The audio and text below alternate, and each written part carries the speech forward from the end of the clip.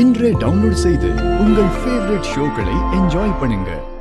பண்றது எல்லாத்தையும் பண்ணிட்டு இப்ப ஏதோ நல்லவ மாதிரி வந்து உட்கார்ந்துட்டு இருக்கா.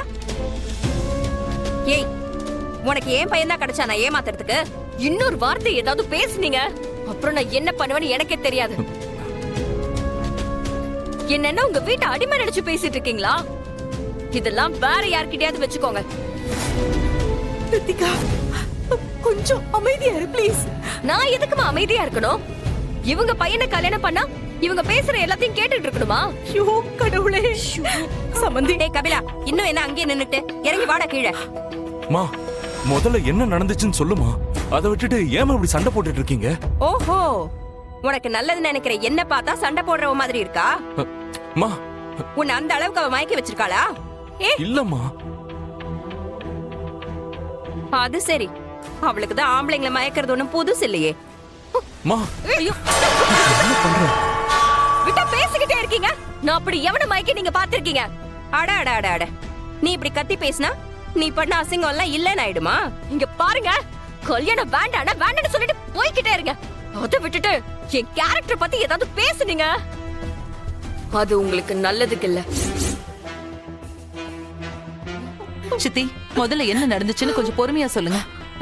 நான் சொல்றதை விட இதோ இங்க நிக்கிறாரே இந்த உத்தமிய பெத்த அப்பன், இவர் போனுக்கு செழியன் என்ன அனுப்பியிருக்கான்னு காட்ட சொல்லு. இது பாருங்க, அவரு வேற ஏதோ அர்த்தத்துக்காக அனுப்பியிருக்காரு. அவன் என்ன அர்த்தத்துல அனுப்பியிருக்கான்னு நாங்களும் பாக்குறோம். அத முதல்ல காட்டுங்க. என்ன தயங்குறீங்க? தப்பில்லைன்னா காட்ட வேண்டியது தானே? வேண்டாம் சம்பந்தி, எதுவா இருந்தாலும் நம்ம குடும்பம் மட்டும் தனியா போய் பேசிக்கலாம் ப்ளீஸ். உங்க மக எல்லார் முன்னாடியும் தானே கத்துனா, அப்போ இந்த உண்மையும் எல்லார் முன்னாடியும் தெரியட்டும்.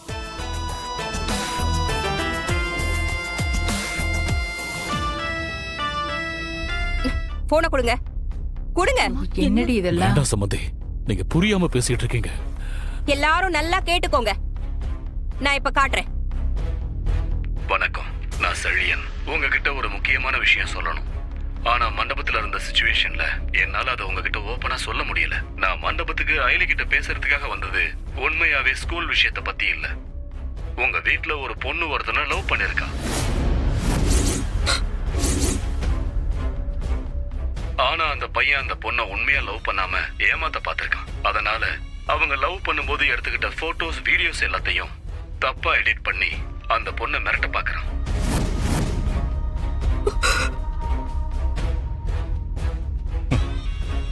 அத பத்தி சொல்றதுக்காக தான் நான் மண்டபத்துக்கு அயலிய பார்க்க வந்தேன்.